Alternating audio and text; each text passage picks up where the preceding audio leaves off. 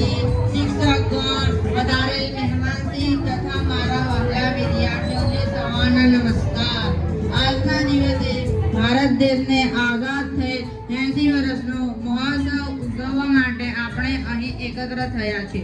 જેવું કે આપણે જાણીએ છીએ કે આજનો આ દિવસ આપણા સૌ માટે એક મંગલ અવસર દિવસ છે અને આજનો આ દિવસ આપણા ઇતિહાસમાં સદા માટે ઉલ્લેખિત થઈ ચૂક્યો છે। આ એ દિવસ છે જ્યારે ભારતના મહાન સ્વાતંત્ર્ય સૈનિકોએ વર્ષોના મોટા સંઘર્ષો પછી બ્રિટિશ શાસન દ્વારા આઝાદી મેળવી હતી। ભારત દેશ આઝાદ થયેલા પહેલા દિવસને આપણે 15મી ઓગસ્ટના દિવસે ઉજવીએ છીએ। તે દિવસ મહાન નેતાઓના બલિદાનોને યાદ કરીએ છીએ જેમણે દેશ માટે પોતાની આહુતિ આપી હતી। ભારત દેશ 15 ઓગસ્ટ 1947ના રોજ બ્રિટિશ શાસન દ્વારા આઝાદ થયો હતો।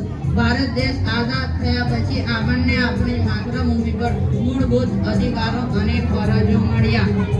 ભારત દેશ સૌ પ્રથમ આઝાદ થયા પછી બ્રિટિશ સરકાર સામે મંગલ પાંડેએ અવાજ ઉઠાવ્યો હતો। પૂર્ણ સ્વાતંત્ર્ય સૈનિકોએ લડત લડી અને પોતાનું આખું જીવન આપી દીધું હતું। આ મહાત્મા ગાંધીજીની અહિંસક લડત દ્વારા આપણને આઝાદી મળી હતી। ચંદ્રશેખર આઝાદ, ખુદીરામ બોઝ જેવાઓને આપણે ક્યારેય ભૂલી શકતા નથી જેમણે ભારત દેશ માટે પોતાની આહુતિ આપી હતી। આપણે ખૂબ જ ભાગ્યશાળી છે અને આપણે એકબીજાની પ્રશંસા કરવી જોઈએ કે આપણે ભારતની આઝાદ માતૃભૂમિ પર જન્મ્યા છીએ। આપણે સ્વતંત્ર છીએ, સંપૂર્ણપણે સ્વતંત્ર ધરાવીએ